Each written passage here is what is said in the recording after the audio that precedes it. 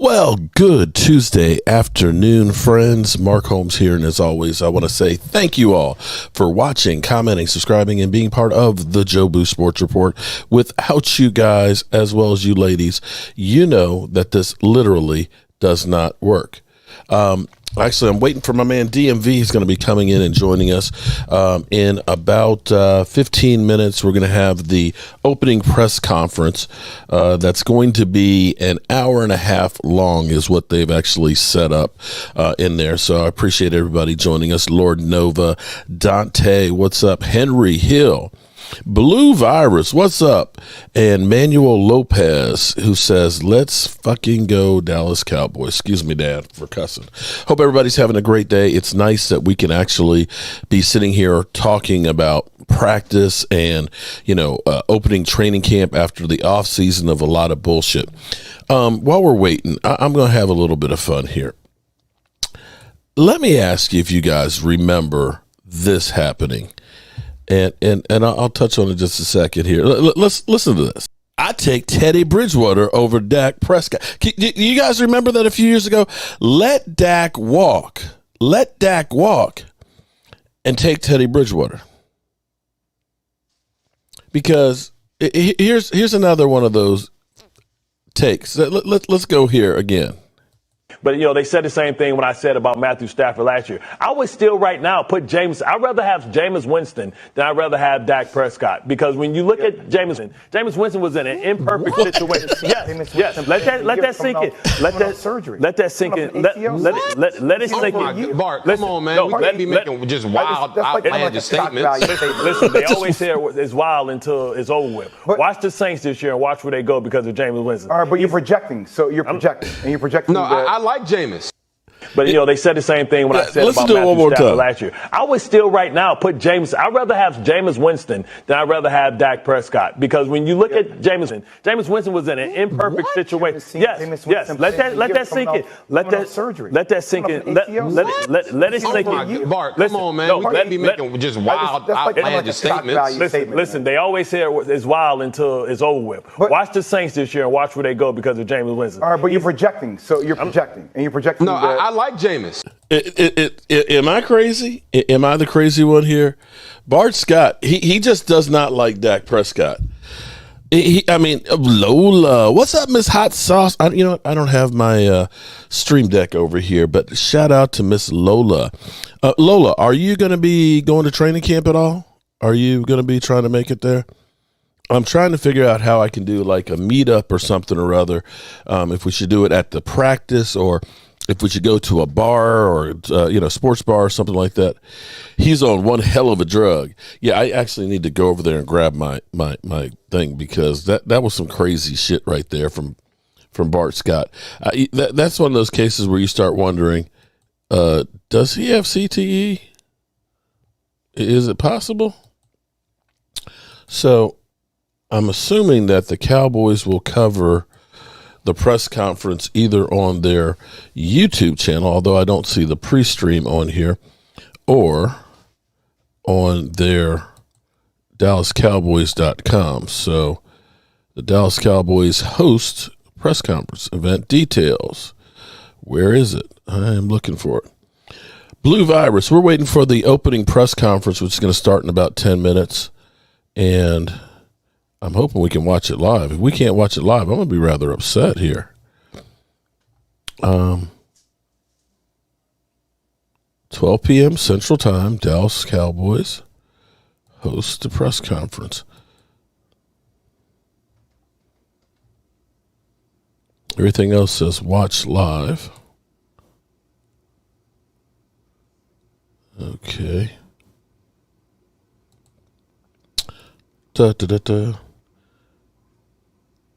Yes, let's all meet up at a bar. Star BE? What is Star BE, Lola?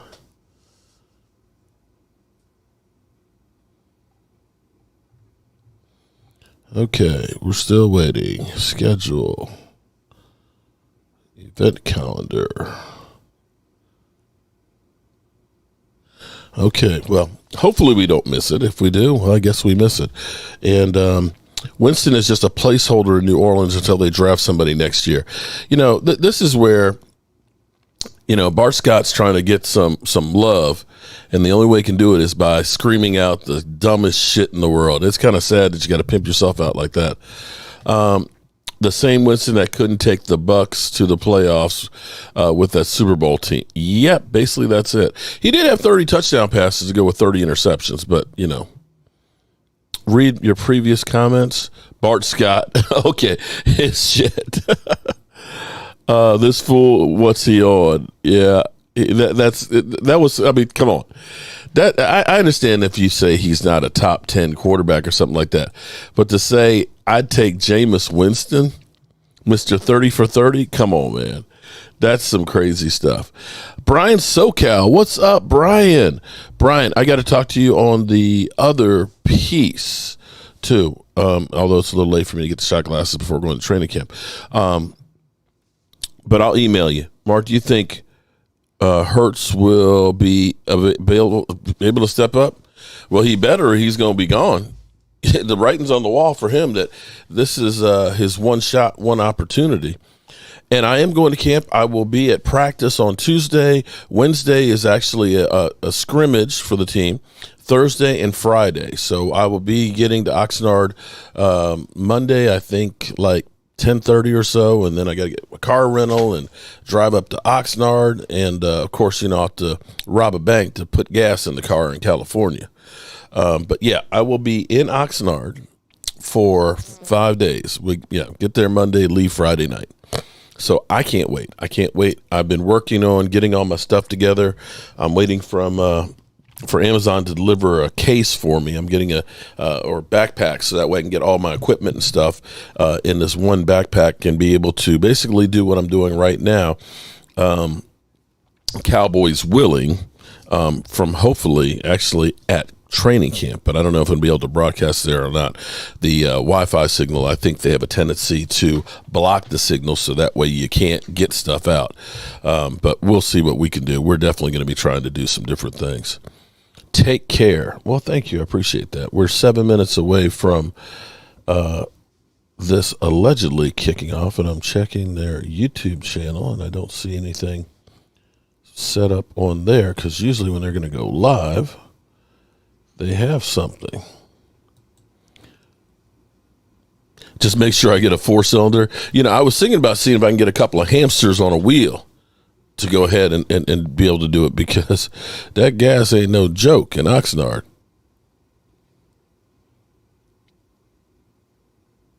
Let's see. I don't see it set up yet. Hope I'm not going to be an idiot and can't find it.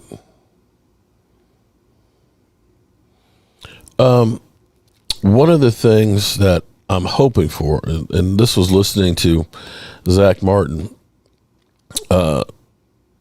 talking about the team getting an identity. Oh, Rashid, are you still a Giants fan? Rashid, long time no see, man. I thought you were doing like Pizzle. Pizzle's just like, after this year, I'm out. Yeah, but what? You know what they didn't do this year? What didn't they do? They didn't get a wide receiver with the first pick. Yeah, right. They got rid of their they got rid of their GM too, so maybe it might be. Yeah, yep. But you know what, Rashid? I don't know how you could talk about somebody else's. You're like Washington fans that I have a troll that comes in that says Dak's not good. That's his name, and he's got a Washington logo. No. Oh, Danny. What a Danny. Don't fumble it. Don't fumble it. Oh! I just sat there saying, don't fumble it. Rashid, look, you're older. Hold it.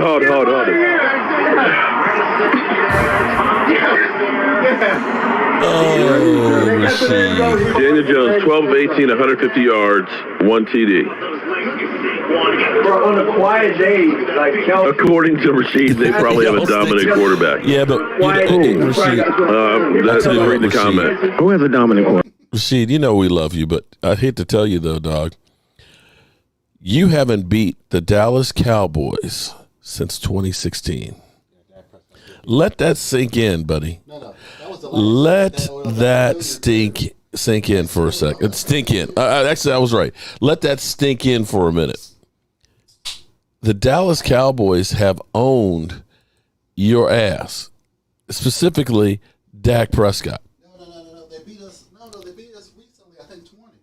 Okay. Well, Dak Prescott, not with Dak Prescott. The meaningless game, they beat us at 20. Are you sure about that? Yeah, they did beat us recently. But it was I got to double check on that It was one. a meaningless game, though. It didn't mean nothing. Okay, let me double check on that one. One other, this is kind of crazy here too. While I'm sitting here waiting to find this stuff, did anybody else see Aaron Rodgers showing up to training camp? Look at this. You thought that this was Con Air.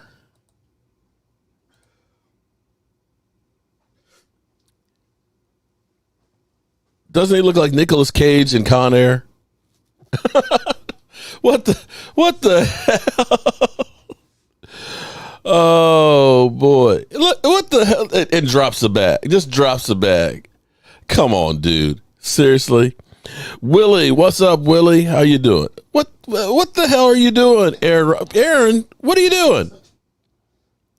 What the hell? Look at this. That's Nicolas Cage, Con Air. You know what? I need to go ahead and take this video and put the Con Air video side by side. Oh, boy. Aaron Rodgers. Wow. Okay, we're getting close to that time. Let me see if I can find the feed. Oh, boy. Aaron. Bye-bye, Aaron. Let's see.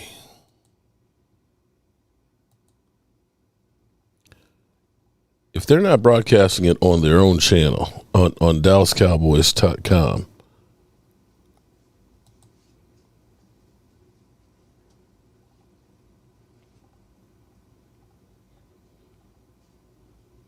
okay. Still don't see it on their YouTube channel.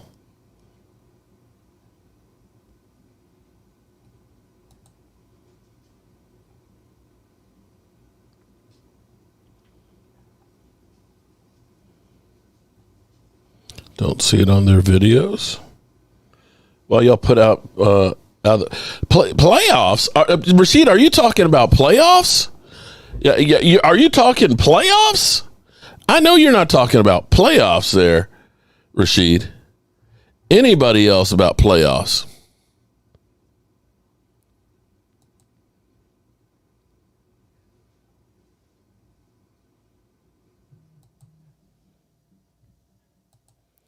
Okay.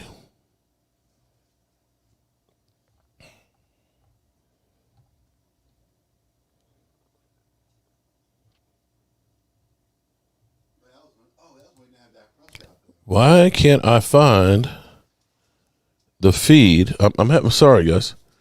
I'm having a hard time finding out where the feed is going to be. It's supposed to start in a minute. Let me double check on the YouTube. It's not on their YouTube channel.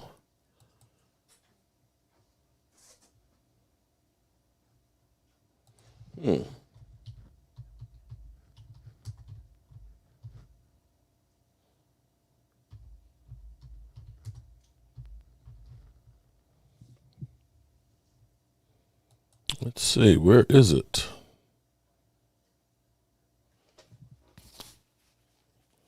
I found their draft one from last year, back to camp. If they're not carrying this thing, anybody else have this? Am I about to have an epic fail?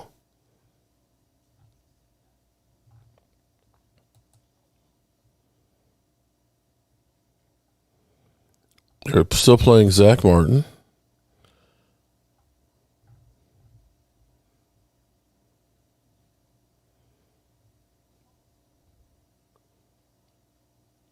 It'll be on the ticket. Brian Green, what's up, Brian Green? It's on Facebook now? What the hell? Facebook? Holy smokes. Facebook, what, do they have a Dallas Cowboy page on Facebook? I'm on their team page. I'm on their team page right now, and podcasts, videos, Ask Alexa, news.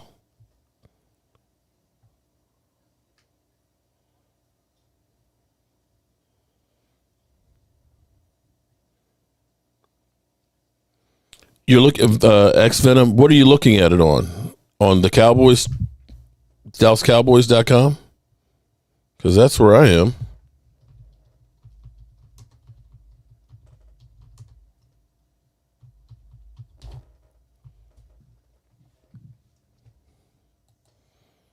I'm on the official site. Okay, here it is. Still waiting for it. Okay. Do I have it? Camp. Oh, Without further ado, here we go. Jones. I put these on so that I could take them off because there's no sun. Oh, here we go. Hey, can you believe this weather out here? And, the first thing that Coach and I talked about this morning was it's just hard to remember how good this weather is out here. And we, of course, are glad to be back. Can't believe we've been coming out here as many years as we have. But all you've got to do is hit this place and under these circumstances and realize that what a great place this is to have camp. We appreciate what Oxnard, of course, is as far as their can-do spirit and what this camp means to them and our Cowboy fans that are here in Oxnard. And so it's great to be here. We always appreciate all of not only the weather, but of course the people, because they're great fans out here. I want to start off by saying that a great friend to all of us, we lost recently, and Ted, and I want to say that that is a loss for all of us, particularly missed when you come to camp and realize how much part of everything he was as the engineer to make everything work for all of us for what we do here with our media presentation back to our fans. But what's really worth noting, because we mentioned Ted when we were thinking about our meeting today with you, and we just really remembered the people that have been a part of this camp that we lost just this past year. Players, Marion Barber, Conley, Neely, Perkins, Reeves, Rayfield Wright. Those are familiar names. A lot of you even have a little more familiarity with them than others. Coach Gary Brown, and then really particularly a real loss for, on a personal basis. Shout out Megan. And I'm glad she made every camp always. Marilyn Love is not here, and y'all didn't see her as closely as I did, but a lot of you did. And miss her, Janet Scott, and of course we lost Lace. And Stephen and I went over to Jonesboro and were a part of a lot of our staff, certainly our scouts, Jonesboro, Arkansas, when they gave a big memorial to Lace. And Lace held court out here, and I've always, I'm going to get me somebody about a midget to stand up there with me and dress him up like Lace and think Lace is still out here helping us look at the practice with us. But, we all need our props and a little memory that goes with it. But here is to Lace, really, and I'm serious about that. Again, it's great to be here. It seems like with the COVID thing a year ago, and then here it just has seemed longer than it has been to be here. We've had quite an off season. We've had things that were directly involved with as football as you can be, with players. We've had speculation.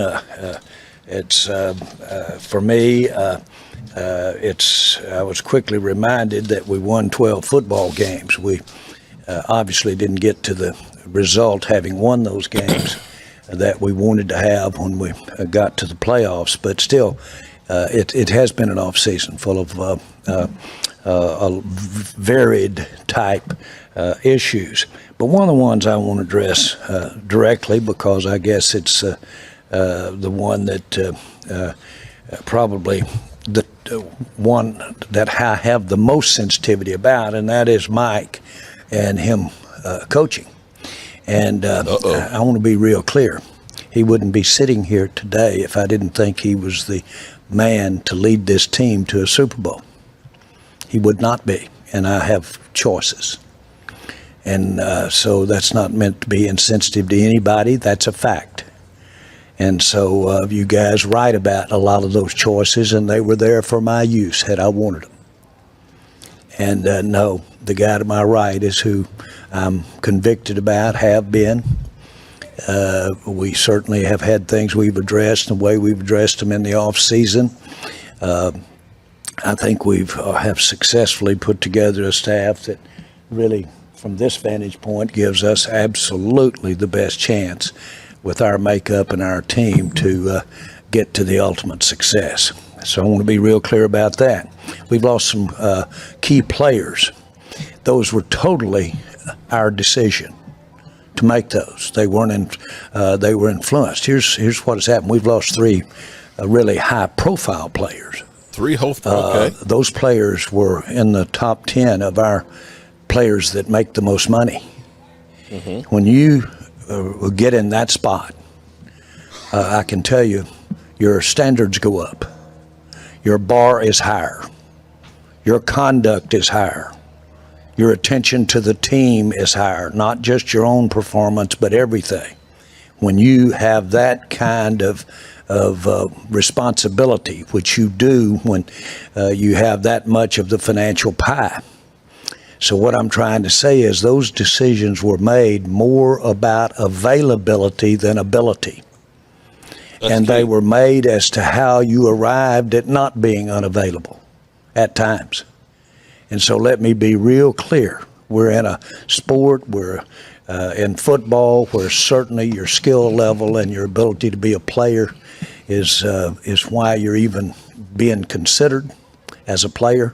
But more important than anything, these decisions that I made, relative to top players not being here had everything to do with their availability and my concern about their availability. For instance, you could have the exact same player, and if you were paying him one thing, about 10 or 15% of what you're looking at paying him, then you can do that all day long, and you can have half-ass availability. When you're paying them about 10 or 15%. The day you're called upon to raise that up about 10 times, then all of a sudden you start questioning whether or not availability should be more in the mix, because those are resources, those dollars he's going to get that can help us win the games with other players. Mm-hmm. And that is a big thing, and that has everything to do with the decisions we made in free agency this year and putting this team together. Everything with the people involved. Availability had everything to do with it. I'm not trying to talk in pig Latin. I'm trying to be straight. I don't want to demean any player. I love those players, personally.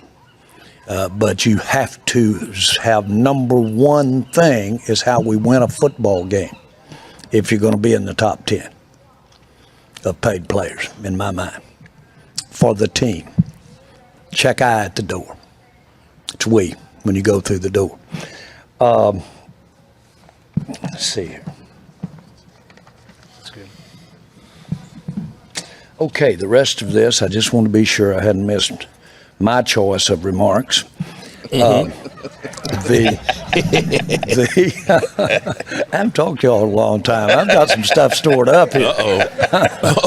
This might be 2 hours. Seriously, but it is great to be here. It's I lit up like a Christmas tree when I left Texas yesterday to land out here, and I didn't even feel it until I felt it last night when we got here. That's how good it's going to be, and it's great to be with you, those that I've never been here without seeing your face. I'm looking at a couple of them right here.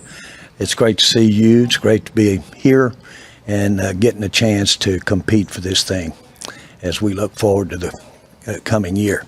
Now, I'd like to, with no ado at all, just have Mike and have him take over from here and answer your questions. Mike gets the number 2 spot. Right? Oh, okay. Questions, please. I guess I'm supposed to. Is this where I'm supposed to make a statement? Your call. Hey, it's great to see all y'all again. I'll say this. Coming in here yesterday, I mean the drive up the coast, and we talk about the weather, but the environment. Year two. I know last year when I came here, I think just like anything, the year one is always there's some angst and uncertainty, and I thought we had an excellent camp last year. And it was I thought it was tremendous on the way we used it as a platform coming out of camp. And I think it definitely showed up in our production of September football and our successful September football start to the season. So just visiting with Jerry again this morning, it is so obvious. What a great environment to train in. And I think clearly we'll be better, in everything that we do just from a function standpoint. I mean, the really only comparable I have for our football team that I can really tie to is last year's sequence of getting ready for the season. And I think our players have done an excellent job coming out of the off season, and they're 5 weeks, off, getting ready. You got the mobility workout going on as we speak. We had the physicals this morning. The information's starting to come in. So we're just very excited about where our starting line is this year compared to last year. So we have an excellent group.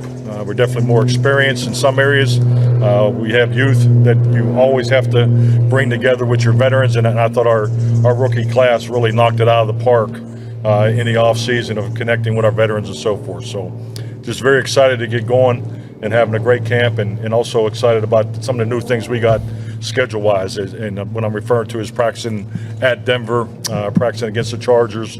So it's definitely going to have a different feel to it. It definitely have some different challenges, but it's great to be here.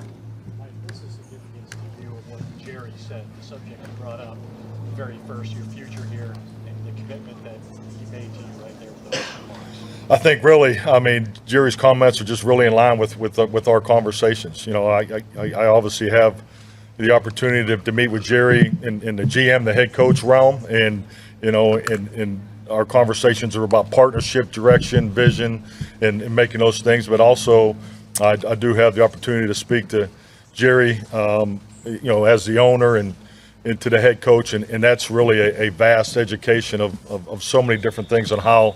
The things that we could do better, from a big realm to make us better. So I think it just really is in line with our conversations. So, and that's really where my focus has always been, is on this partnership. And at the end of the day, we're here to win a championship. And everything I do, I know every single day when I get up.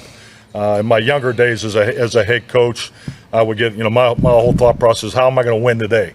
But I think the challenges that are from the media and all the other things, and it's a huge challenge to be a head coach of the Dallas Cowboys. It's a huge challenge to be a Dallas Cowboy, and I think now being more in tune with that, my daily focus is what affects winning, and that's really where I put my energy and my time into it.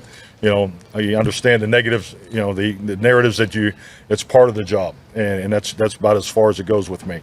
Coach, I know you've told us multiple times you don't concern yourselves with the narratives, but I think what Ed was getting at there, is your hope now that we move off that narrative and we can just focus on this football team versus, as you alluded to, Jerry, the other choices that were out there?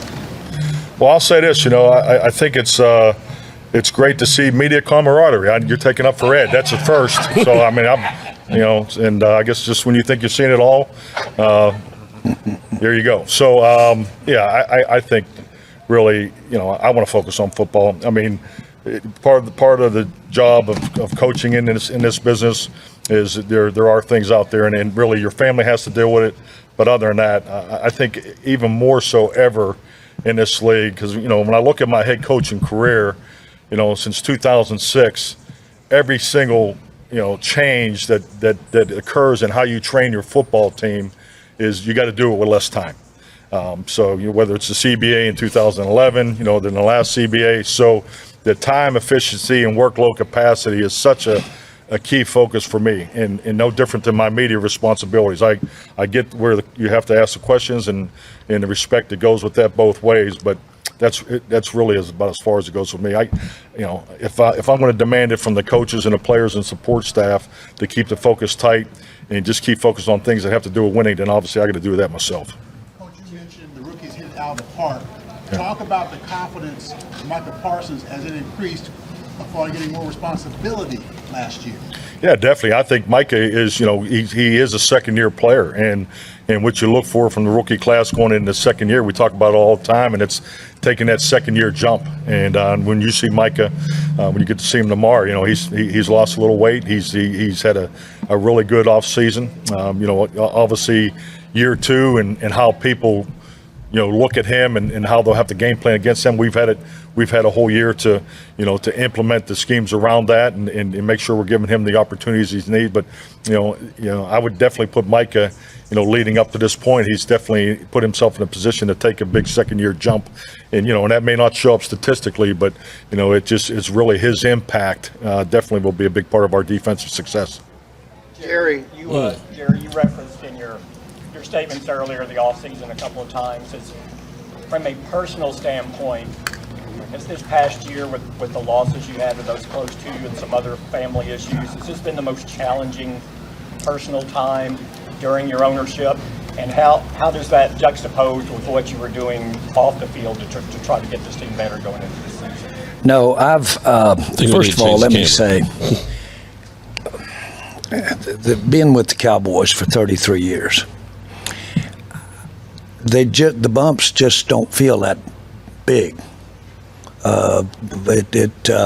It's almost like you feel like Herschel Walker running and they're just bouncing off.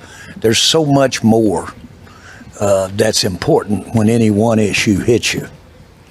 Now you do get a lot of issues of varied things, personal, business, and of course football, and the way we operate wide open, we operate on the edge, we do, and I know that. And so when these things come, by the way, more often than not, if you have something that is perceived as disappointing, get ready, it's coming, and it won't just come from the football standpoint, it'll come from other areas. That's the visibility associated with the Dallas Cowboys, whether it be personal or whether it can even be business. It just goes with the territory, kind of like Mike's talking about here. But the pluses to get to be involved today, and that plus side of it kind of is a buffer, if you will, so to speak. This particular off season, we've had varied things come up, both from the standpoint of league as well as from the club, and those have their own narratives. They have their own issues involved in them, and they're varied. And I've got my fingers in a lot of things. And so you're likely to have some of them be criticized or reported on or opinionated on, so to speak. And so that's life. And but the thing that you want to do is take. Let me back up. Okay. The thing that I had before the Cowboys prepared me a lot for the type of criticism that we have now, and the ambiguity and the risk-taking. I was actually as prepared by being in the types of things, business I was in. And being with the Cowboys and the NFL and all of the convoluted ways that you are experienced there prepares you to handle things away from the Cowboys. And so none of them get too big. Now, Maryland was a setback.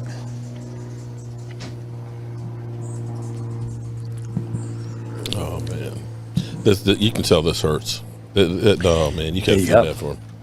I feel bad for him here. That was his right arm. That's tough. It's a little different than talking about a lot of the things that we're interested in here, as you well know, and you've all, I'm sure, experienced personal issues. But Maryland was vital. This first training camp I've ever been to that Maryland wasn't doing my stuff out here at the time and balancing a lot of areas. So, again, the off season has not been trying. It's been, for me, with resolve. And that's why I opened up with the talk about how the changes that we have made relative to some key players. And the resolve we need, I felt personally, and it's consensus, I think Stephen feels that way too, that we could do some doctoring up in areas of just how important is it to people? How important is it to us? Because we put a lot out there for the fans and a lot for the Dallas Cowboys out there. And we're not screwing around. And so we need to do some things, everything we can possibly do to win the football game and make the first downs. And so it all kind of goes back there. As misplaced as it might be, that's where it goes back on a personal basis with me. Jerry, you spoke about wanting Mike McCarthy here. Did that come with a contract extension for him at all? Excuse me?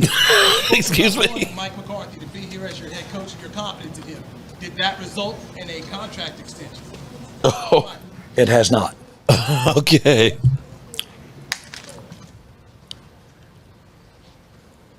Any other I questions? appreciate you pushing. Any other questions? Any other questions? Jerry, that's the way to show confidence, right? Well, not necessarily. Not necessarily. I don't get contract extensions. You know, when you got your ass out there a little bit, you can. No, I don't want to at Mike's expense or our expense here, but no, we're in good shape. We have years left on our contract. As far as my answer to that question. What does that mean, years left on the contract? Are there years past this one? Well, don't you know the terms? Have we never gone public with the terms of the contract? But there are years past this one, and that's all I'll say. Mike said he's here to win the championship. You talked about commitment and resolve to win, and obviously the biggest goal is to win the championship. Have you guys done enough this offseason to win a championship this year? Is the commitment there for what you've done in the offseason to win a championship? I thought we had a team put together last year that was healthy enough when we got to the playoffs, which is always my fear, is how healthy we're going to be in the playoffs. I thought we had a team put together. I knew we were going to have adjustments to this team coming into this year. You always do.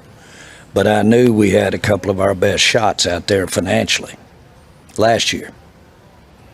And so before we even started the season last year, I knew we were going to be making some adjustments with our players this year. We had it teed up pretty good.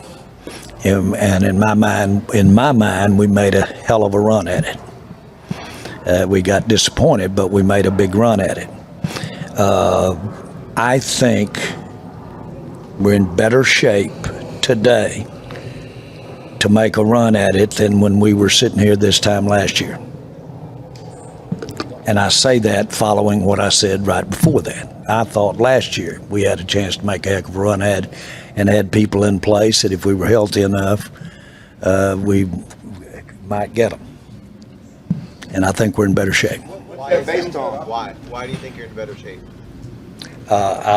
First of all, this guy's sitting right here with what we know that we didn't know this time last year. Not me about him, but about our team, what we know about our team. But I will say it one more time. This guy's sitting right here. The staff he's got. I like this staff. And I frankly like the makeup of the players 1 year later that were on this team last year. And I like the new players that we brought on. You say it's hard to count on a rookie. A rookie has a trouble making that kind of impact. We're fresh off seeing one make a hell of an impact in Micah. So I know it can happen. Does that happen often? No. But can you get a player or players that can come in and be real impactful, not just come in and play well, but be impactful? That's possible. We got a couple of shots at that. Mm-hmm. It seems like more is based on projections and possibilities than known factors. Is that accurate? It's always projections. It's always the day that the veteran players are they tailing off? The rookie players, are they coming? It's always measuring, sitting right here. We're almost 2.5 college seasons away from being in the playoffs. Okay? We've got about 20 games to go before we get to the playoffs. You'll have some veteran players not be what they were by the time you get to the playoff. You'll have some young players become better than they were. It's always measuring how they're going to get there. Really, only God knows that for sure. But our assessment of that and how we bet on that relative to what we spend to get there, since that is limited and a part of the game, that's the game. And you start making that in the right when we started last year, when we decided to extend or we decided not to extend players. Mike, Zach Martin said yesterday that this is a chance to create your identity out here, begin that process. He would like to see a team that's tough physically and more disciplined than you guys were last year. Obviously, you led the league in penalties. In that regard, how much are you in agreement with that? Creating that identity, and how do you go about doing it specifically?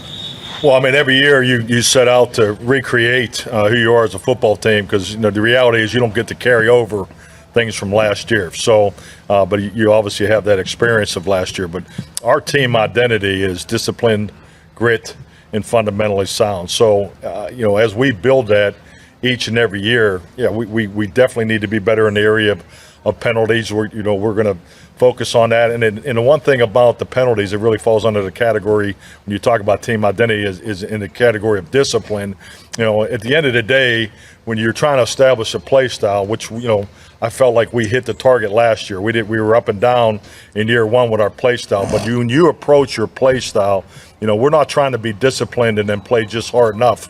We come from another. We want an aggressive, physical play style, and we cross the line too much. So our discipline is pulling back.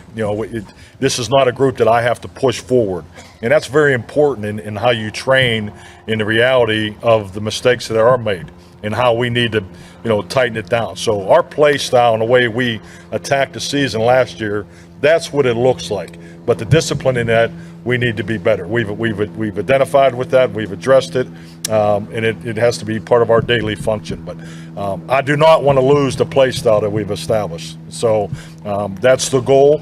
So we're going to aggressively cross that line, but we do need to be much more disciplined in pulling it back, because particularly the pre-snap penalties, that's the one that we need to eliminate and definitely cut that way back, because that's there's no need for that. But if you look at the our operation at the line of scrimmage and just the things that we did in the offseason program, I thought Kellen, the offensive coaches, Dak, and the quarterbacks in the center, the extra time that we made, we need to be much better there, and that's the reality of it.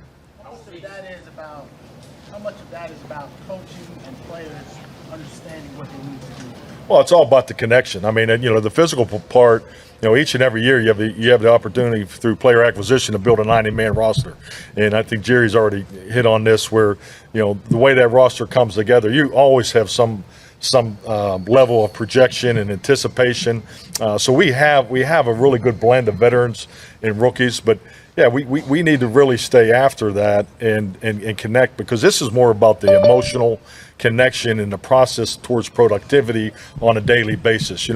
Our guys know what's expected from them mentally. We've been able to get all 8 installs in through the off-season program. We had tremendous, I think we were 97% of all the workouts that were available for our whole roster.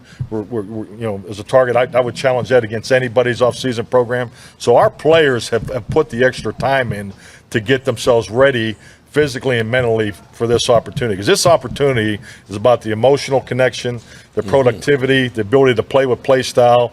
You know, you don't get to put pads on until next week, so you know our window to get real football is very tight, and that's just the reality of how we go about this. So it's a process. The penalty was too high last year, and it needs to be an experience that we need to learn from.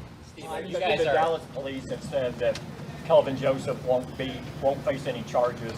Can you talk about how he responded this offseason after that episode and what he did, and what do you expect from him in this camp? What do you want to see from him? You ask. Who are you talking to? Who are you talking Oh, I thought you said Jerry. I'm sorry. Oh, yeah. Yeah. Well, I usually don't get three in a row up here. This is Jerry's press conference. Okay. Oh, I'm sorry. I thought it was for you. Kelvin, I thought Kelvin, you know, obviously after this, you know, being involved in that situation, showed humility to his teammates. You know, we had this, you know, the internal discussions and so forth, but he was a full participant in the off-season program, and you know, I think he's put forth the energy and the focus that he needs to moving forward. Any word? The league leaders with the most salary cap space left. Can you hear? Why would you say that is, and what is kind of the plan going forward there? Well, I think, you know, one of the things when you talk about how are you going to get better, as Jerry mentioned, availability, consistency. I mean, it's time to give some of our young players like a C.D. Lamb, like a Steele and a Tyler Smith and a Willetsko and a Ball, you know, the opportunity to step up. I mean, that's what you look for in these players. Same thing, you know, in the defensive line. You get a draft of Sam Williams, you got a Fowler, you got a Dorrance Armstrong, which may have been hard to keep. I mean, we have a good young roster over the last 2 or 3 or 4 drafts, you know, that are going to be coming up and that we're going to want to keep around here because we do like our foundation, our young foundation. And so I just think it's time for these players to get the opportunity to step up. And when they do step up, of course, they're going to want paid too. But you know, who's to say where we are with how this roster is going to look like when we get 8 games into the season, when we get to the end of the year. A lot on these young guys, man. You know, we'll continue to look for ways to improve our roster and make this team better. So we feel really good about our young group. And as you said, Clarence, projections. Maybe you can say they're projections. We've got a lot of resources tied up, whether it's draft collateral or you know, what we think of these young players, and really feel like at the end of the day that they're ready to take the next step. You know, just like we had confidence in Zach Martin and Tyron Smith and Travis Frederick when they walked in the door, and we plugged them in and they played well. And some of these guys just need the opportunity to you know, get more chances. I mean, a Michael Gallup, he's coming off his injury, but you know, he's a guy who you'd like to see get more chances to get balls. And I'm just looking forward to see what this camp brings for our young group.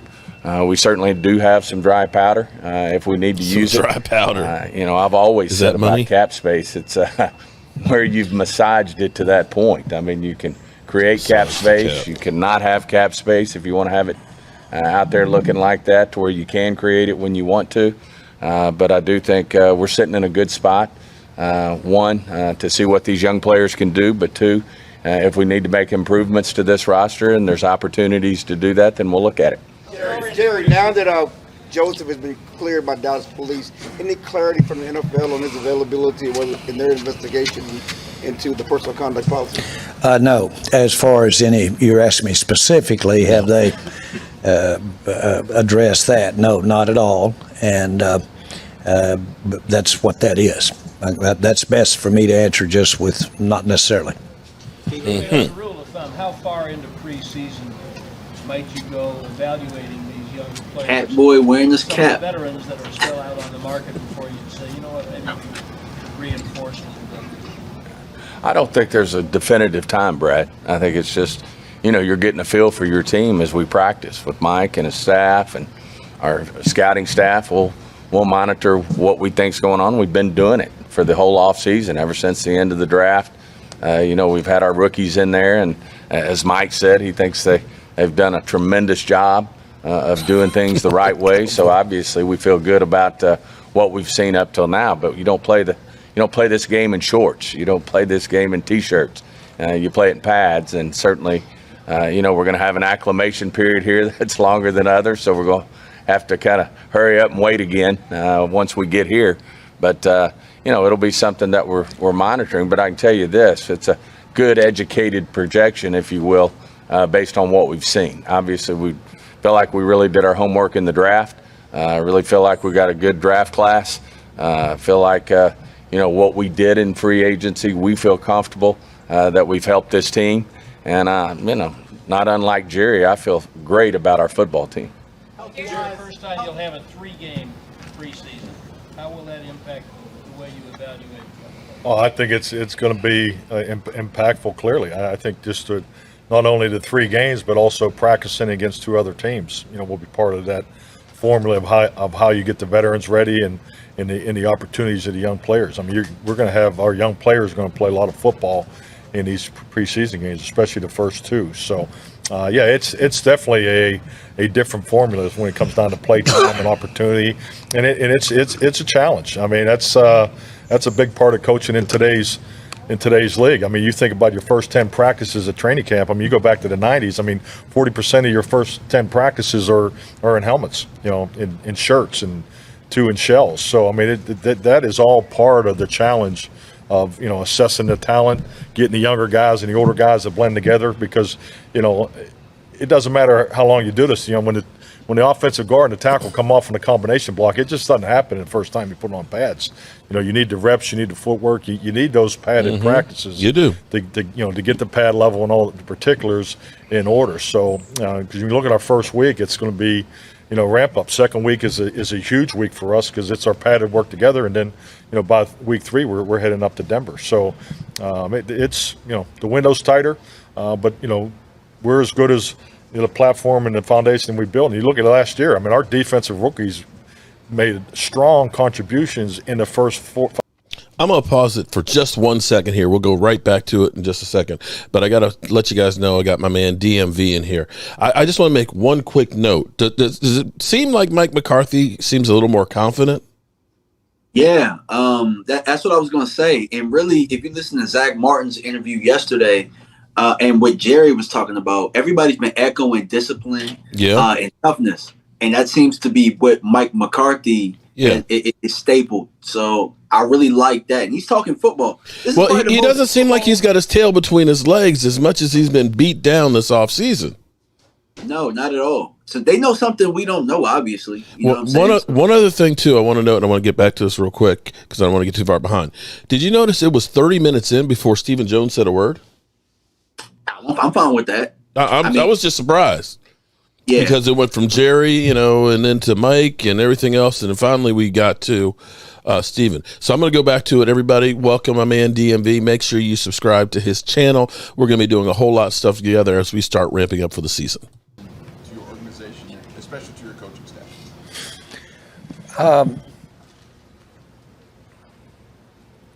Told him I got a birthday coming up here real quick. I don't have time to have a bad time. Oh, there it is. On my schedule. It's not on my schedule. He's going to do his old tricks now. But glory hole. I'm not so sure that's a joke. That's the way it is. But I think more is made of how you communicate. When I visit with the team more often than not, I point to our stadium, I point to our facilities, and I say, guys, if you think anybody's going to give you something for nothing around here, this doesn't happen. Okay? For nothing. We mean business. We've got to have people who mean business. This takes a lot to put this show on. You need to do your part. That's about as it's time that if they're rookies that they're put that equation together if they hadn't already. Now the fact they're sitting there drafted in some cases means they've put some of it together. They saw the importance of what a snap could mean for them. I like to use the term that if you stepped out there and knew that every snap was going to change your life, everybody you're going to love's life for the rest of your life, and people that you love today, if you will look at it that way, you might have more urgency with that snap at practice, because it could mean that for you and your family. And so to me, that's how I would go about it, but that's not different than it has been. You said you feel better about the team now than you did a year ago today. What do you need to see from Dak this year to achieve that potential? Well, I don't want to see him throw a ball halfway the length of the field and strain something out here the third day. And so that would start. That's for starters right there. And I don't think we'll see that. And that's just Dak. And but no, one of the things that make me say that the most is that Dak does have last year behind him, and he's got several years behind him now. And I feel like we have one of the best people at that position and one of the best people that a team has in the NFL. He's a big part of my optimism. Oh, Jerry and Stephen, when you look back, I think it's been 15 years since this team has gone to the playoffs in back-to-back seasons. When you look back on what you haven't been able to do, is that a big part of it? Not, living in the moment, doing 2 or 3 years of putting yourself in the playoffs to kind of get some traction? And do you feel you're better suited to do that this season than you've been in a while? My curse is that I don't spend a lot of time on my mess ups or the what didn't go right. I hang on. I really do. This isn't a pep talk. You're getting here, but I really do go to the successes, and I go right past. You say, well, you learn from how you might have done it differently that got you there, but hopefully there's some of that. But really, I don't spend a lot of time. I started to get some games and some seasons and some stats together for visiting with you today a little bit, and I decided against it over the last several years. But I don't look at that. Today is today, and this season is this season. We're here, and some of us aren't here, and so that motivates me. I thought he was going to humble himself. To live in the day. I thought he was too. And so we're going to give it everything we've got. We're giving it everything we got. Except the $22.5 million. If we could have spent everything we have available in the cap, and we could have spent it and mortgaged some more, if I thought it was the best way to win this year or win in the immediate future, then we would have done it. If logic shows you that. And I have done it. And anybody here that realize that I'm a risk taker. That's a lot, and I'll take them with the best of them. And so my point is, what you see is the best I got here. And what you see with what we've got available to us in our cap, that's the best spot to be in my mind. And I'm a risk taker. So we've got a little dry powder. That's not necessarily for this season. That cap room is available for future as well. We all know that. And so, you sum all of that up, and you got our best shot. What you're seeing right here today as we go. Tomorrow is another day, and we, not that have anything in mind, but that I do believe in changing your mind and would in a second if it'll help our team. When you look at Ezekiel Elliott's contract, there's a little bit more position flex after this season. I know he was dealing with a PCL injury last year that he was aggravating, but when you think about Zeke, how important is this season for him? Well, I think every season's important to every player. I mean, that goes without saying. And, no one competes like Zeke in my mind. I mean, that's one of his top of the list of his redeeming qualities. Mm-hmm. And, there's a lot of players, you see around the league that, if things aren't just right, then they'll sit down. That's not Zeke. He wants to be out there for his team, his teammates. And I admire the hell out of that and what 21's all about there. So one thing's for sure, we're going to get 21's best effort week in and week out. That's the truth. And he's a great football player. And, his physical style obviously lends to him, getting some bumps along the way. This is a very physical. Don't have to tell you how physical this game is. And no one thinks more Ezekiel Elliott than this organization. Stephen, with Dalton Schultz, why was the franchise tag the best route to go with him? You know, we tried. I mean, it wasn't that we weren't necessarily talking about a long-term deal. It just gets into the, you know, not unlike DeMarcus Lawrence, who's ended up being a stalwart here, a foundation player for us, not unlike Dak Prescott. We know what we think of him. Sometimes it's just both played on a franchise tag. Your hands around what this team's not only going to look like this year, but look like in the future. Then you have to kind of play that hand that way, and certainly understand where Dalton's coming from. I mean, he represents everything we want in a Dallas Cowboy on and off the field. Jerry talks about being available. Are you Dalton's serious? available, game in, game out, week in, week out. He's an available player who plays at a high level, and so it's not that we didn't want him on a long-term deal. It's just getting to the right answer on that, and I think we ultimately will. I think Dalton's gonna be a long-term Cowboy here. It just didn't work out to get the long-term part of that figured out this time around. Jerry, you pointed out that you focus on successes more than failures. With all due respect, what successes are you focusing on that over the last 20 years that say you guys are going down that path? Fire question. And again, I appreciate your tenderness. Tenderness. I appreciate the Vaseline.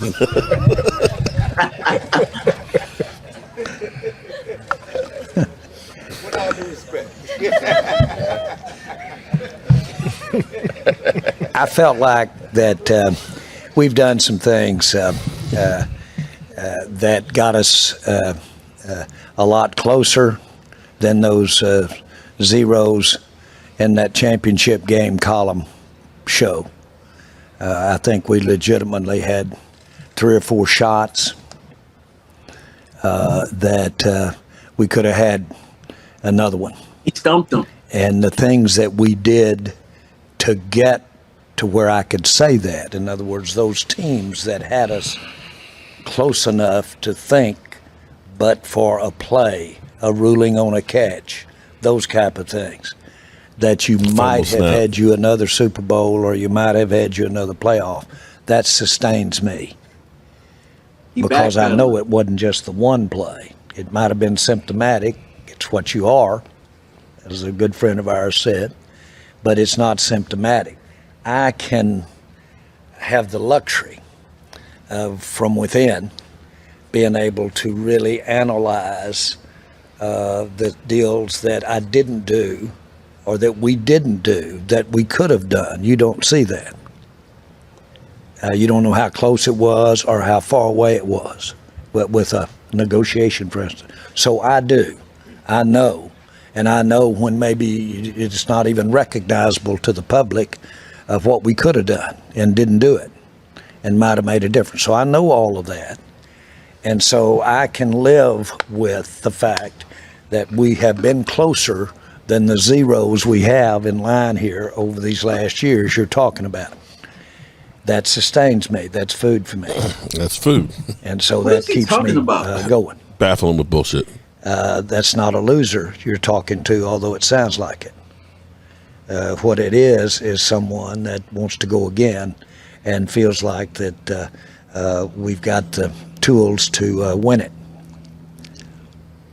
And when I look around at the teams that have been involved in the Super Bowls that I've been involved in, or the people that have been involved in the Super Bowls involved in, then I'm thankful for the Super Bowls that I've been involved in.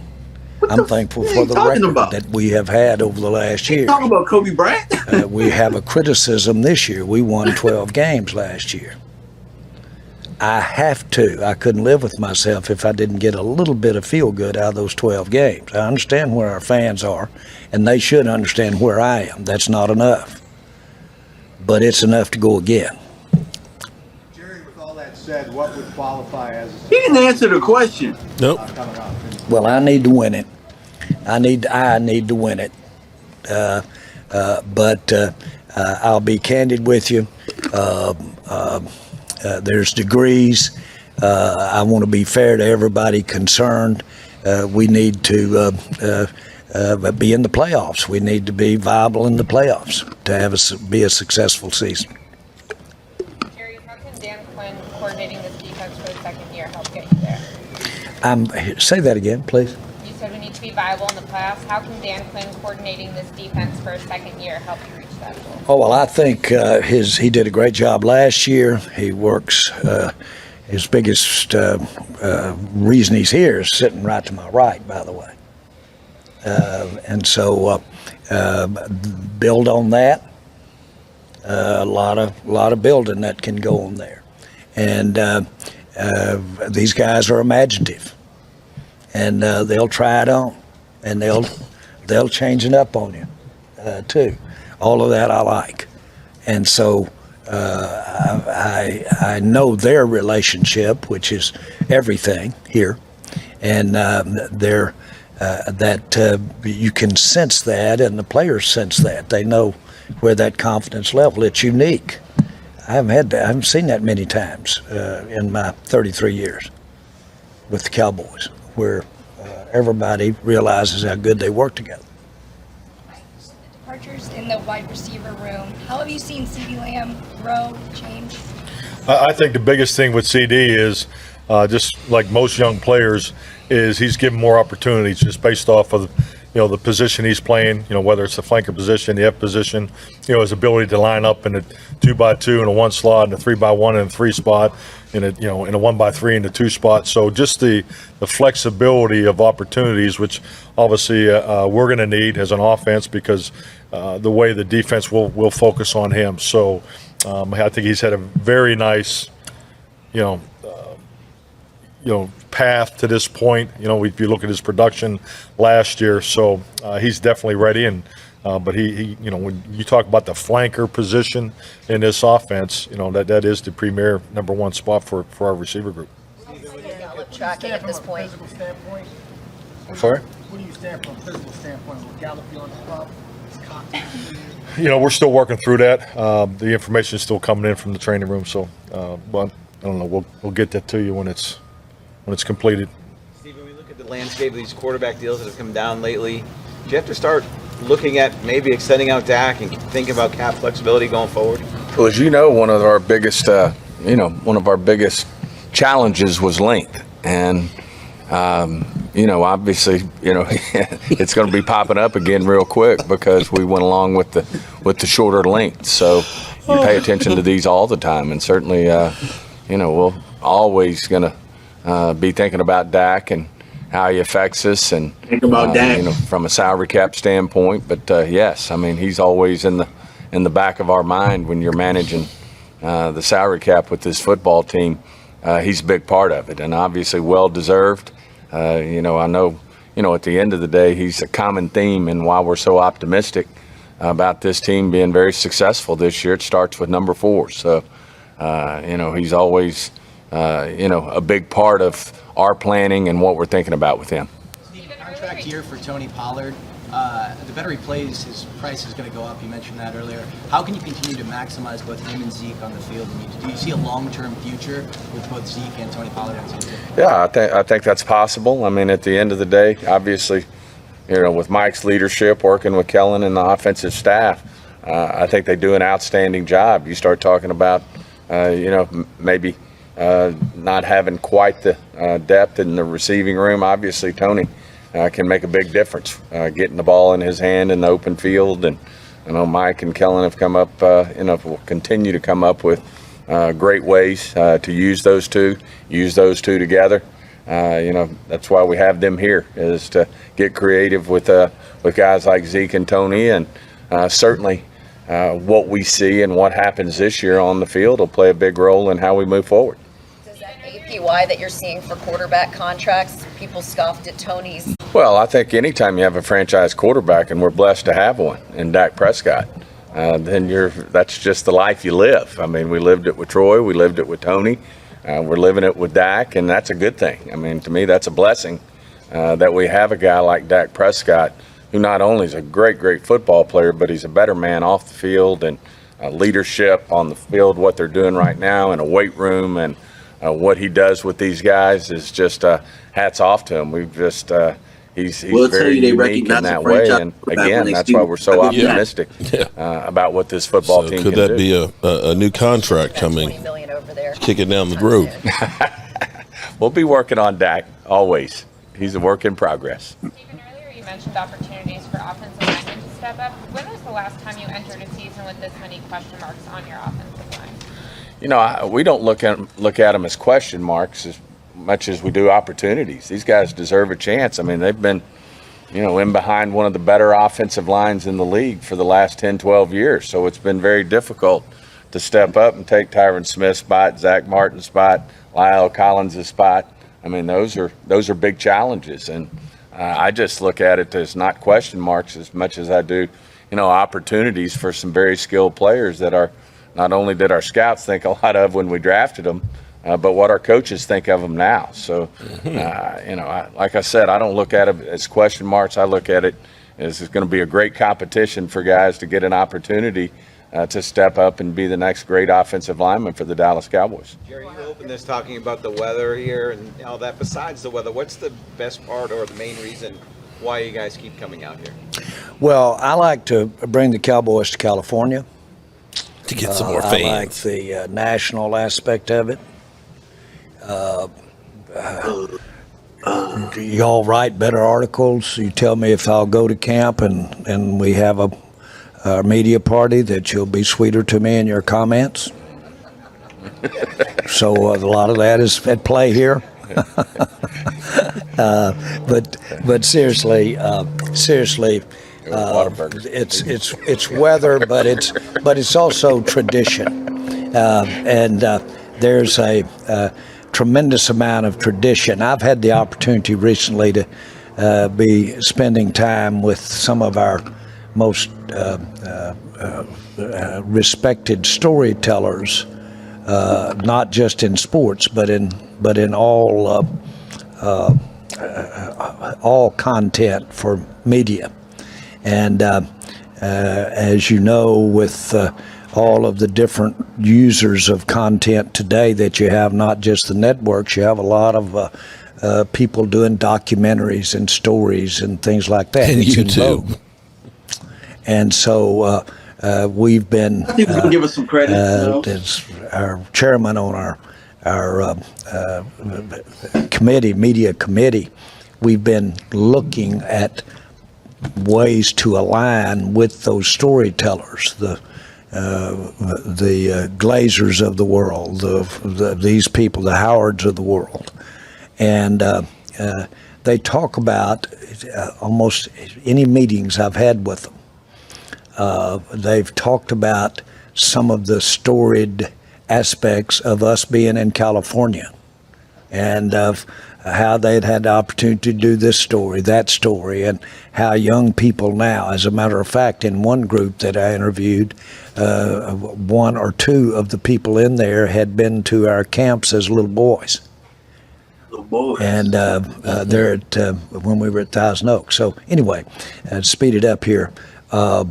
California is a great tradition for us. We've certainly got our 16 years here, 43 in all out here in California. And it's just a great tradition. And we go out of our way to make it happen. As you know, we'd like to do and are doing a part of our camp back at the Star. And we like to do that. We want to do that. I miss San Antonio. That's very important that to me, that we give the credibility, not credibility, but how big San Antonio is to the Dallas Cowboys. And I miss that. But this is very important for us to do. So you wrap all of that together, and this is a great place for this franchise to do training camp. Jerry, speaking of tradition, there are probably about a half dozen players, give or take, from before you owned the team, who are Ring of Honor worthy. Where do you stand on looking at those guys and honoring them? Brad, I've been waiting on you. You usually are the first through the door about these guys. And, of course, I get to hear from a lot of ex-Cowboy players relative to the Ring of Honor all the time, not just at a point in time. And so that the point that I'm getting to here is that with a lot of input, which I've always had, I'm carefully considering where we go from here as to when and how we do our induction. We've got some guys that certainly played well during the time that aren't in there that during the time that I've been involved with the team. So those are easy, or easier. Let's put it like that. And so Jimmy Johnson. It will. I don't do this at a specific time, and I do play the music a little bit as we get into the season. And I like really this ceremony when it's done, a recognition, not in any way to dismiss the importance of what the individual has done. But Tex Schramm gave me some real marching orders, and I mean serious marching orders. And he said, keep that number small, and he said, don't you do it by committee. He said, you'll get up with the biggest mess on your hands you've ever seen. And said, just be your call and make it, particularly work to make it basically unformalized, timing or when or who or how many. And I've got that. And that came from the guy that put the Ring of Honor up there. And ours is one of the best Ring of Honors and most successful I think I've seen or know about. So again, I'm giving you what's so that I can say I don't have a time or who for the Ring of Honor today. Jerry, your first 5 years in the league, you guys were winning Super Bowls, you're playing in NFC Championship. The last 25, that secret sauce has left you. Do you know why? Can you figure out? Is the standard lowered? What's going on there? Well, the secret sauce, the genie, whatever you want to call it. That's why we're here, to be trite. We're trying to find the secret sauce to get us another one. Mm-hmm. And it's about as it's certainly the most challenging thing that I've ever been involved in. And have been involved in a lot of things, but putting it together so that we can get a team to win the Super Bowl has been real challenging. I admit it, and it's given me that much more resolve to get it done. But I don't know about the secret sauce. I've had a lot of sauce too. Yeah. What is wrong with this? Hey, as a matter of fact, I've had several people recommend when you don't get in the Super Bowl, what you do is drink a lot. You go to 7-Eleven. This will be the last one. CD and Noah are your only wide receivers who have caught a regular season pass from Dak. Multiple of your newcomers missed meaningful time in the spring. Are you comfortable with that reality right now at wide receiver? If so, why are you comfortable with that? And how, over the next several weeks, can your comfort grow before week one? Whomever. Yeah, I'm extremely comfortable, and I think it really goes back to what we talked about earlier. There's always a jump that you have to have with every team that you put together. So there's always going to be a void of experience where your youth has to step up and contribute, and I have great confidence in that. I have a lot of experience at it. So, and I think when you see a leader such as Dak, it's because it's always the extra. It's the workout. So away from the off-season program, whether it's in Miami or at his home. So it's the details and the extra reps and so forth, because that's just the climate that we work in now. And I think our players are definitely of the right mindset. These guys spend a tremendous amount of time together, away from the facility, and that all those things are important. So the youth of our football team will factor early in our season, and and it'll probably be at the wide receiver position. I think you have to anticipate that. That's the way we're training the team, and that's the formula that's going to be part of our success. Thank you. All right, thank you. All right. That's it, y'all. Okay. Everybody, I appreciate everybody being here, especially my main man, DMV. And if you don't know, you need to ask somebody, because DMV, excuse me, he knows the shit. What did you think about the press conference? Most of it was going along like, I thought, but Jerry Jones finally, he said some bullshit there about winning. He said a lot of bullshit. You know what I'm saying? But what I will say is, they seem very confident about this team that we have put together. They seem a lot more confident than we are. Mm-hmm. I think Jerry was confident about the team last year. We weren't. Wasn't a bad team. If quite frankly, if our team could have stayed healthy, and this is my big worry. This has been the Achilles heel of the Dallas Cowboys. Is it's never about the starters that you have. You have great starters that can compete and win games. The problem happens when you start losing a few of them. We end up going from great to shit. Well, it's only on one side of the ball. Defensively, we have depth. Yeah, defensively we do, except at linebacker.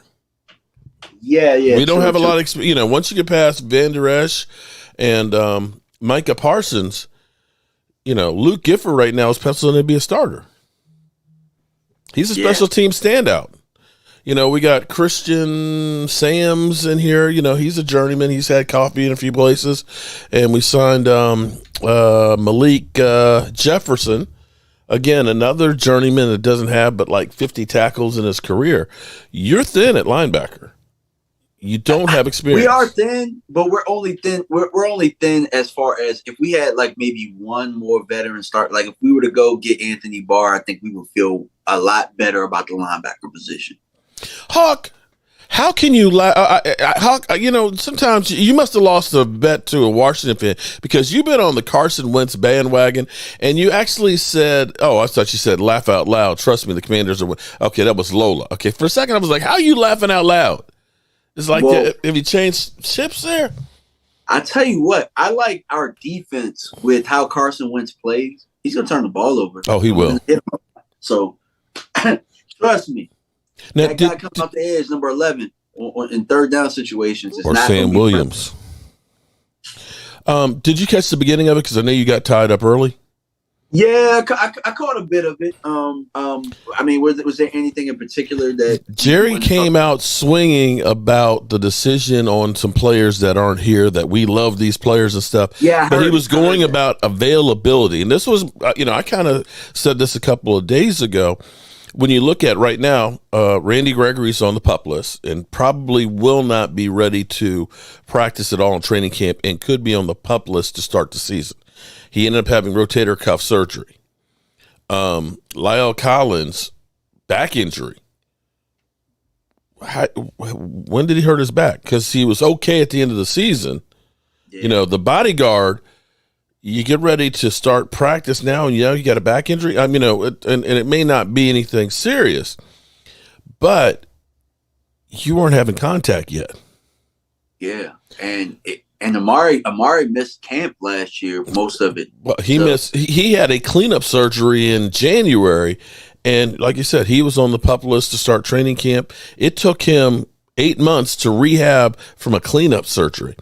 And so that he's had problems from back in his days with Oakland, when they were the Oakland Raiders. I know you're saying, hey, Oakland, and they were when he was there. Mm-hmm. So you look at that and say, between the COVID, between him not being able to practice, Jerry basically said your ability when you get paid that kind of money is your availability. And I think the Cowboys, in the same way they evaluated like Jalen Smith, with his injury and other guys, they probably are evaluating and saying, these guys may not hold up and you may be better off moving on. But then they pussyfooted when it came to Tyron Smith. Now, you see what I'm saying? They pussyfooted when they came there. But here's the thing, though. You can look at it and say the first 7 games of the season we played with Lyle Collins, and that was the best our offense played. You can look and say, I got Terrence Steele over here. I can replace him, right? Yeah. You can look at, with Randy Gregory, with all the penalties and everything that you have with him and so on, Dorrance Armstrong wasn't that far behind, and we can draft a guy to kind of help out. Tyron Smith, when he's healthy, he's still really good. But still, what did he say? Availability. I know availability, but then there's a rationale of who are you getting to replace him? You don't have him on the roster.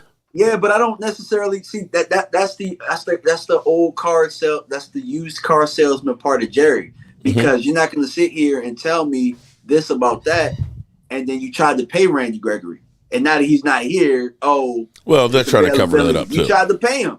You tried to pay him the same amount of money, the same contract that you tried to eventually throw back at Von Miller. Yeah. So you valued him as much as you value Von Miller. So you're not going to sit here and tell me he's not here now because of availability. You tried to sign him. True. Well, true. You did try to, but then came up with the bullshit. Joe Burrow, I think, is having appendix operation right now. He's gonna. Oh damn! He's gonna miss. Well, he'll be out for a little bit, but that'll be a quick turnaround, I'm sure. Yeah, he'll be okay. A few weeks in. But here's the thing that's, to me, it's still crazy, and you being a former coach, as well, the lack of practice that you have. We didn't do 2 of our mini camp practices. They got 14 padded practices. That's it. You got 3 preseason games, and your starters probably aren't going to play in any of those. It's kind of like you basically show up and boom, you're playing on Sunday. You don't ever really get up to speed. That's why it's more important. So I can kind of go with their point where it's like availability, because for the padded practices we do have, we need the guys out there. Amen. We need to maximize the amount of reps. And I think that they kind of talked about that a bit. Steven kind of talked about guys that haven't had an opportunity to compete for positions, but they feel confident in. Those guys do need the reps. No, they do. Definitely. I mean, and here's the thing that, when it really bugged me when they had the future rankings and they said the Cowboys' future is bleak.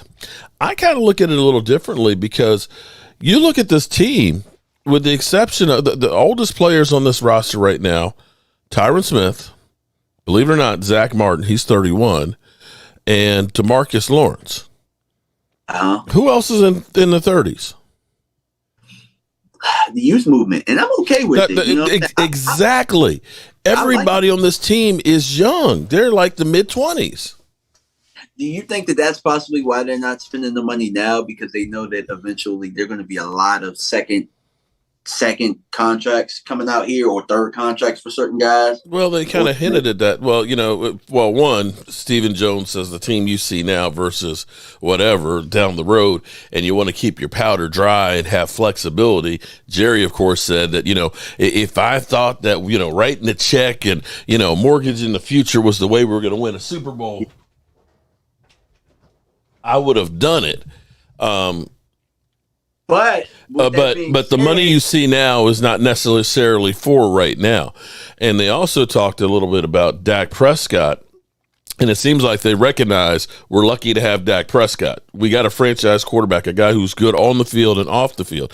You don't have to put in there, you got to study for 4 hours a week and play less video games like they had to do with Kyler Murray's contract. They know Dak is going to be prepared and giving everything and going to make the organization look good as far as his ability outside of the organization. And it seemed like they kind of hinted towards an extension, or somebody asked them about a possible extension. And when you look at it from the standpoint of, it's a $49 million cap hit, although that's not that bad in comparison to what, is going to be going on the going rate, the way these things are growing. They could end up extending this contract, tearing this one up and, putting in more money for him and so on, but reducing the money now, kicking it down the road. And you can do that if you believe this is a player that you're going to want to keep for several years. For sure. So you've got that aspect. And as far as when they equated the situation with Dalton Schultz, with Dak and DeMarcus Lawrence, like both of us looked at each other like, are they saying that he's like on their level? Yeah, it didn't make sense to me. It makes sense to me, but hey, if that's how they feel. Yeah. Well, Jerry equivocally said, I need to win it. I need to win it. This press conference was more Jerry Jones talking than anybody else. Yeah, it definitely was. Stephen Jones actually was not that much, or maybe the questions just weren't directed towards him. But Stephen Jones didn't start talking until 30 minutes in. The other part that Jerry came out swinging with was Mike McCarthy wouldn't be here if I didn't have faith in him, and he is our coach, and he is the guy that we believe in. Somebody asked him then, if you really believe in him, did you get him a contract extension? Well, it's a little early because it was a 5-year deal that he signed, and this is just year number 3.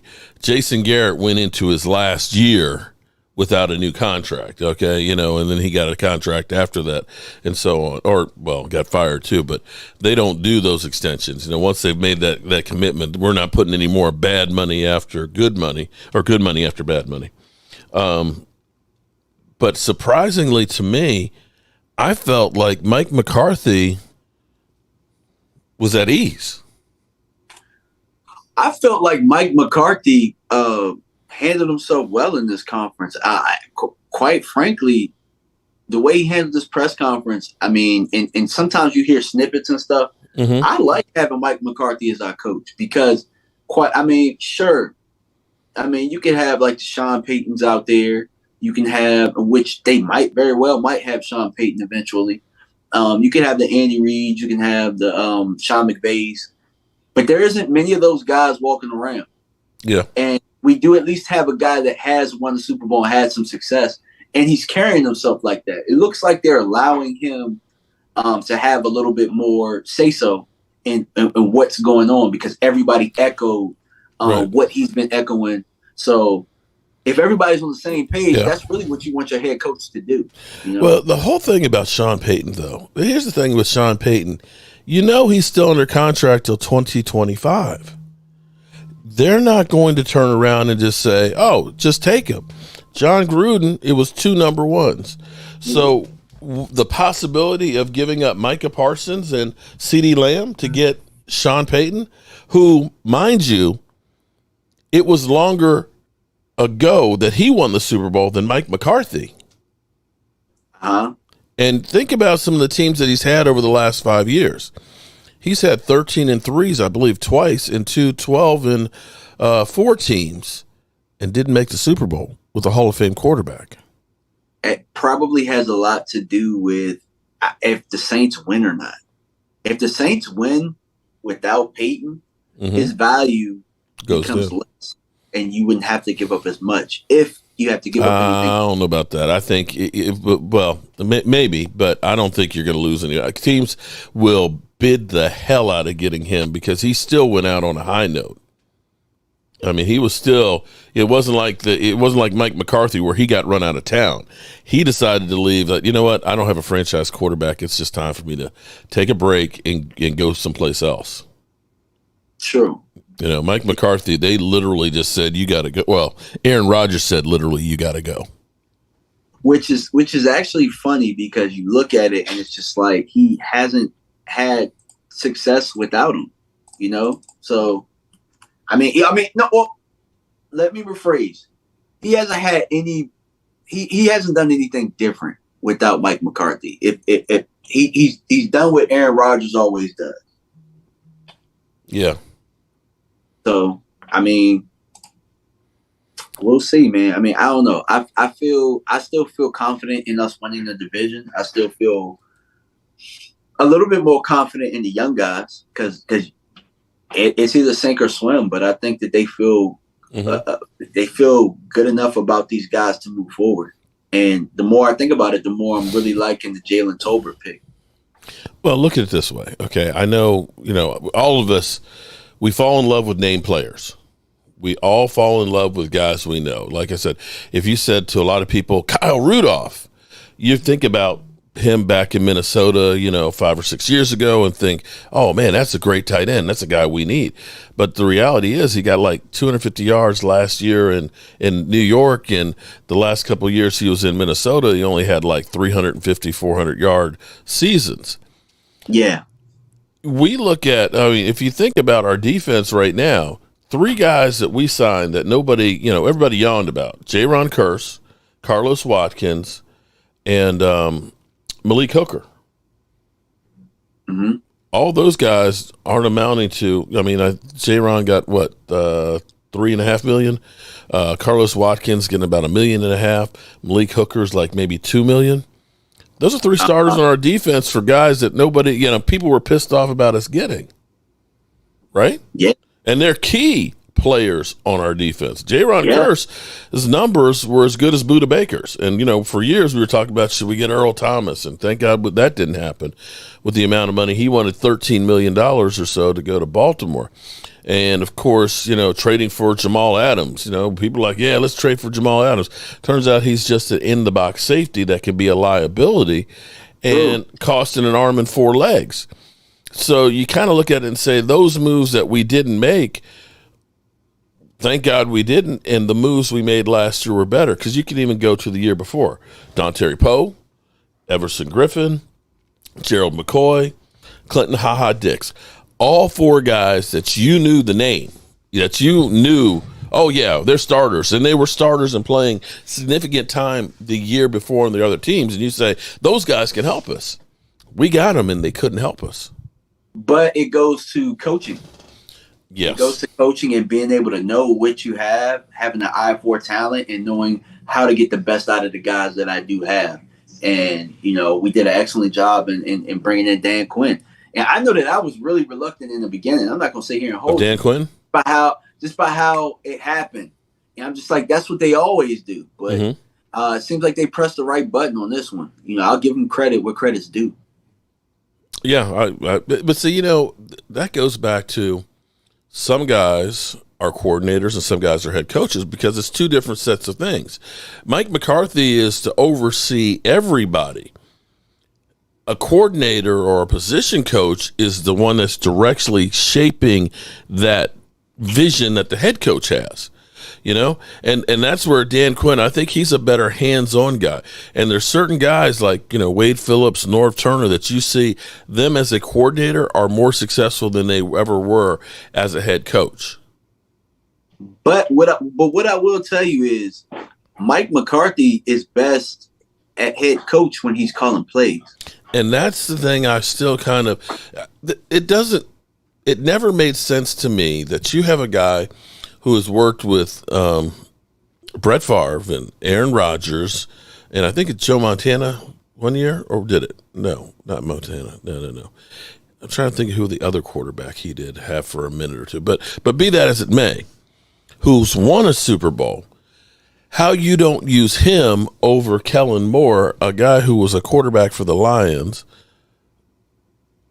Yeah, and that's a young guy to call the plays. That's where you look at it and say, at least he's been there in those games, in those situations.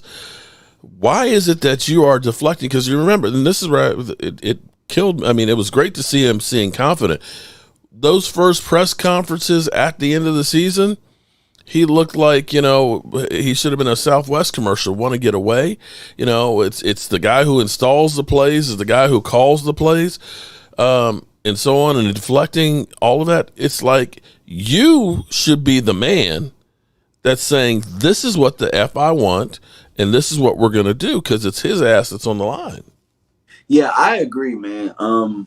I think that they did it ass backwards, in my opinion. I think Mike McCarthy should have, if the idea was to groom Kellen Moore, and I know he had been calling plays, offensive coordinator doesn't necessarily mean you're calling plays. Remember Tom Moore in the Colts with Peyton Manning? Your job is to, be there, make sure that everything is running smoothly, but you don't necessarily have to call the plays.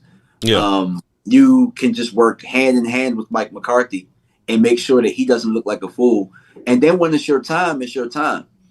Kellen gets stuck in certain parts of games, and you can tell that the experience just isn't there yet. Because he went from being a player to being a quarterback coach to all of a sudden being an OC. So, I mean, he hasn't spent enough time in the coach's room in order to really be in that position. And Mike McCarthy has. and he's won a Super Bowl doing so. So I think it would have been better to groom him, and then by now Kellen could be taking over. Right. But, yeah, that was interesting. Now, Jerry points out that he's got his fingers in many different places.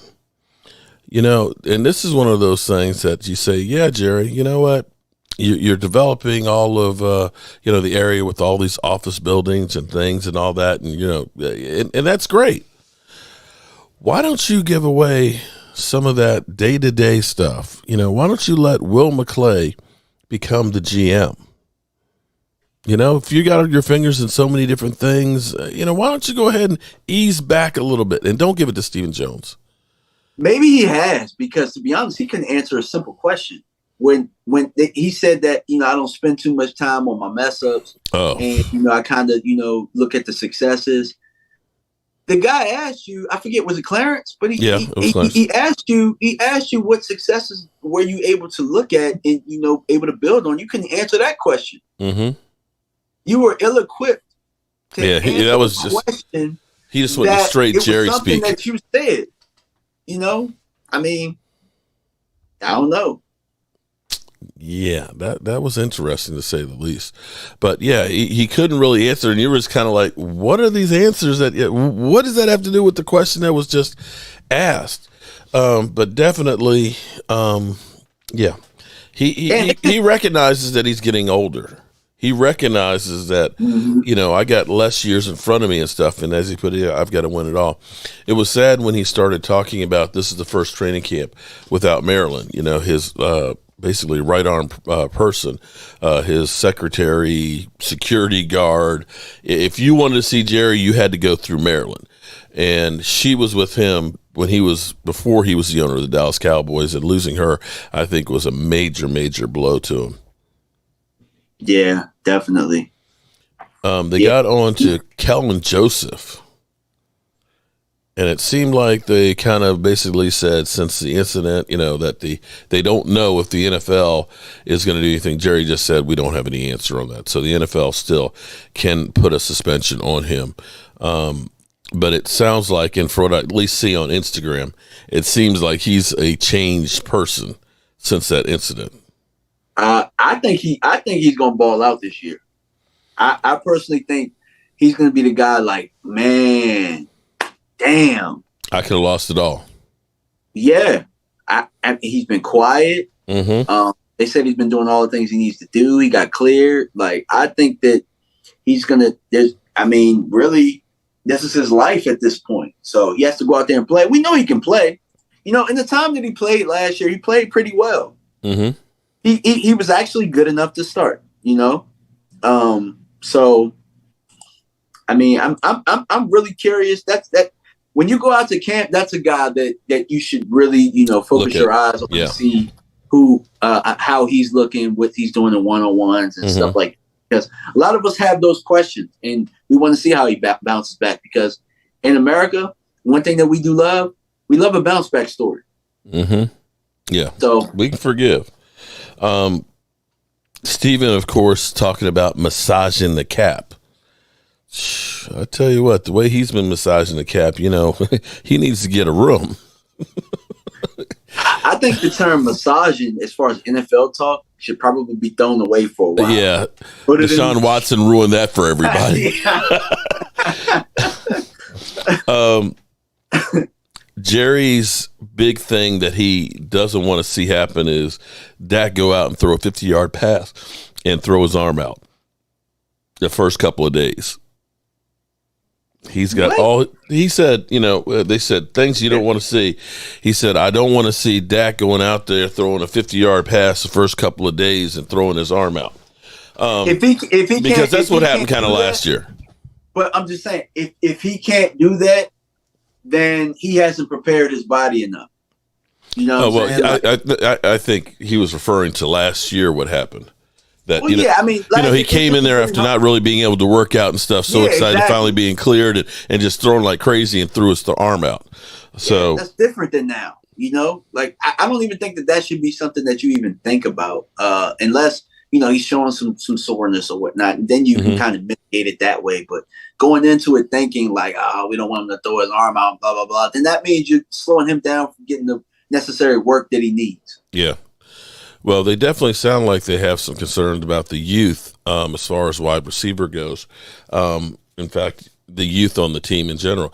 But I think back to the 90s team, basically they started all over. Everybody was young, and they let them kind of grow up together.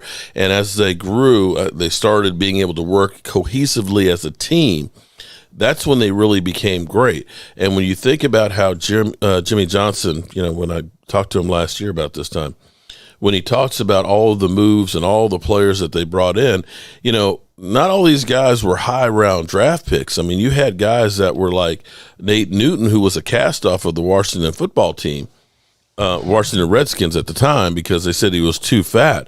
They ended up taking, God, why can't I think of his name? But he was a defensive tackle and making him into an offensive tackle. They took 6-round draft picks on the offensive line and became one of the best offensive lines in football. And it was about bringing in all these guys and finding the ones that really want to play, that fit the system that they wanted to do, and to have this aggression. Zach Martin said yesterday, talking about the team identity, and that just like lit up a light bulb for me, because can you tell me what the identity was of the offense last year? No, I can't. We were kind of like the jack of all trades type of team. We did a lot of things good, but I can't honestly say what was our bread and butter thing. Getting turnovers. Well, that was. Now I'm talking about on the offense though. The identity. I just meant like short fields, getting a lot of possessions, running the score up against bad teams. I mean, I can't tell you one thing that we did. I think that they tried to be too balanced on offense, if you get what I mean. And we didn't truly have anything that we did, that we could, hey, we're struggling right now. Let's go back to our bread and butter. And that's what bit us in the ass in that San Francisco game.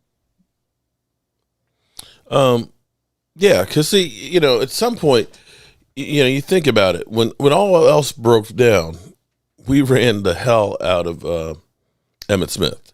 You know what I mean? That was our bread and butter. We didn't have something that you said, when all else fails, this is what we go to. Now, I'm hoping that the change of Connor Williams for Tyler Smith, that we start getting to be a nasty offensive line again. That we are just going to punch you in the mouth, because I actually think Terrence Steele is that kind of a player. I think Terrence Steele, going to his third year, and thinks is going to be one of those punch you in the face type offensive linemen. Of course, when the big guy is healthy, he's definitely that. Zach Martin as well. And I think Tyler Smith may be. And knowing that we don't have Michael Gallup, maybe until, who knows, November, this may be a lost season for Michael Gallup, let's be honest, that getting a guy like Jake Ferguson at tight end who can block, or at least in college could block, that'll be a natural progression. Having young receivers that haven't had a lot of work with Dak Prescott, the 12 personnel comes into vogue. And when we run it, that we're running with some power. And that's a great way to get away from the penalties. It's harder to hold on a running play than it is pass blocking. Maybe the identity we want to get back to is the 12 personnel with Michael Gallup, not knowing necessarily when he'll be back. Right. If we can build the 12 personnel and then he comes back, then we still have an identity that Michael Gallup only comes back and he's a plus. I honestly think part of the problem with although everything happened about the same time, the middle of the season was everybody was hurt, and that changed everything. You lost Blake Jarwin after I think week 7 or so. You had Tyron Smith mess up his ankle, in which Terrence Steele, after Lyle Collins came back from the suspension. The interesting thing, because people don't remember this, Terrence Steele was playing so well that Lyle didn't immediately get his starting job back. He stayed on the bench until Tyron Smith got hurt, and they took Terrence Steele for Tyron's spot. That's when Lyle Collins got put back into it. So I don't honestly look at it and think that Lyle Collins had a great season last year. But when Michael Gallup came back, all of a sudden now you've got 3 wide receivers. And, when you're a little league coach, you got Johnny's mom and dad that are back there. You got to make sure you play Johnny to keep them off your back, right? Yeah. And I think that because you had now Michael Gallup, CD, and Amari, I got to play all 3 of these guys. Well, if I'm playing all 3 of these guys, I'm not doing 12 personnel. Yeah. And you lost Dalton Schultz. Well, we lost somebody. Blake Jarwin. We lost somebody huge on this team. And see, this goes to where Jerry contradicts himself because Cedric, and we could always depend on him, and he's gone, and we couldn't pay $7 million to keep him. Right. True on that one.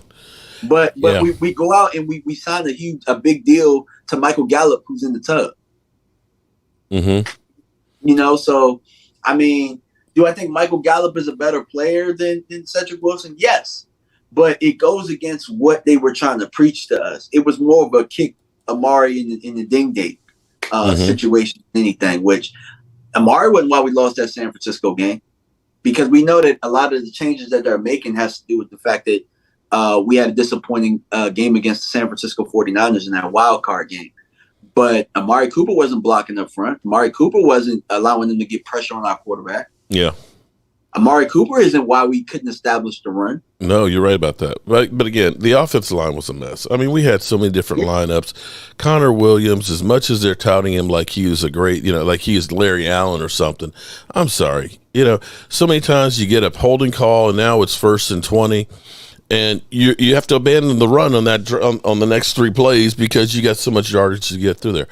We do have some interesting news from Kyle Shanahan. He confirms that the team is moving on from Jimmy Garoppolo and he will not practice with the team. Trey Lance is the guy. Ooh. I think it's a trade coming. Well, the problem is who's going to trade for him? They finally said, hey, why don't you go see if you find a trade? Well, guess what? All the chairs have been pretty much taken up now. Until somebody gets hurt. True. But he's not practicing, which that's not a good sign unless they have a trade lined up. Well, they don't want him to get hurt, and he's coming back from the shoulder surgery. There's got to be somebody out there that probably needs a bridge quarterback to Seattle. New York, the Giants.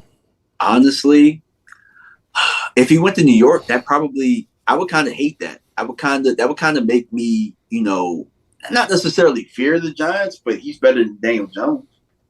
He's not gonna, do bonehead things.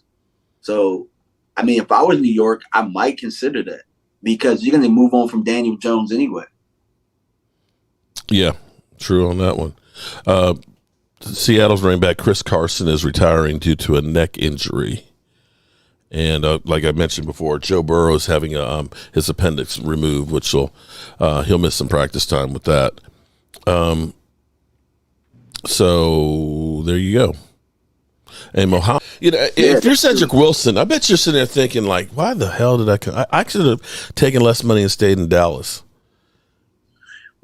At this point, they keep signing Miami might be okay. They might be all right, man. You never know.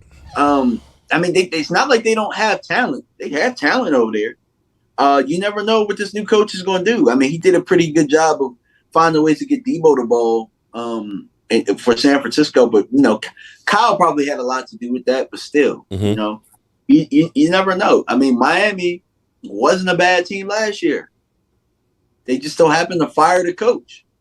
Yeah. Yeah, we'll see how that one works. Well, any other thoughts you have before we get out? I know you've got a meeting at 3, right? Yeah, definitely. Yeah, and I've got to make a run myself. We're going to be at training camp. I'm hoping that you're going to have some time next week that I can give you some thoughts and stuff of what's going on out there and get your opinion on what I see. And I'm, trying to think. You just kind of sparked something that maybe what I need to do is focus in. Like, one day I'll focus on the offensive line, another day focus in on the defensive, front, and so on, and try and really isolate some of that stuff while I'm out there. I really wish you were going with me, dog. I really wish you were, because there's so much to cover. But thank God football is back.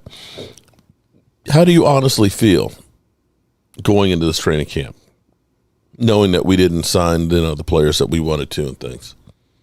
Every time I feel like we're missing something as far as a roster, we end up having a really good year. I think we're going to have a really good year this year. Yeah. I think we're solid. I think that outside of really signing anybody in free agency, I think everything has been, all of the decisions have been football. And that's all I've been asking for. So I'm not going to complain too much. I mean, sure, I would have liked a couple of veterans in here to show that we're trying to get over the hump and not just get back to the playoffs. But with Mike McCarthy as the head coach, and, we have the best quarterback in our division, and we have a really young, solid defense coming back with everybody pretty much coming back. And, and I think that we have a formula to at least be in the hunt. So. Yeah, I'm sitting here listening to Got You, Roger. That shout out to you on the super chat. We'll be doing another drawing, of course, with Friday night. It kills me with some of these experts out there that are talking about, the Cowboys will have a losing season. That I don't even think that they won't even have a chance in the division. And I'm kind of like, how do you take a team that was at least 12-5? With all of the injuries that we had and still play that well? I understand if you say that, you maybe the Eagles are better or something like that, but to not even give them any kind of opportunity, especially with the schedule that we have? Because they're not paying attention and they don't care. Literally, Bart Scott, an NFL. Oh my God. An ex-NFL player. He was a really good NFL player when he played. Went out there and said some foolish mess like, I would rather have Jameis Winston over Dak Prescott. Well, hold. Let's go back even further here. Let me play the clip. Yeah. Give me Teddy Bridgewater, and the Cowboys will be better. Come on, man. Give me insert slightly above average black quarterback is Bart Scott's. That's his formula to Dak Prescott. For some odd reason, it's personal. I don't know what it is. And that's the only way he actually gets any love or gets anybody paying any attention to him is he says crazy, off the wall, stupid shit. Yeah, who else is next? It'll be, I'd rather have Tyrod Taylor than Dak Prescott. Well, no, it was Jameis Winston. I was trying to find. No, I'm saying it'll be after Jameis Winston, it'll be Tyrod Taylor or it'll be somebody else. Like, I mean, bro. I mean, at the end of the day, you're not Dan Orlovsky or whatever the heck it is. Like, y'all trying to get all of these, like, shot takes and all this type of stuff, man. Just analyze football, bro. Like, please. All right, so here I'm going to ask you this one because this will be my mission. What is the one question you want answered from this training camp? One player, one position, one thought. What is the one thing that you want to have answered?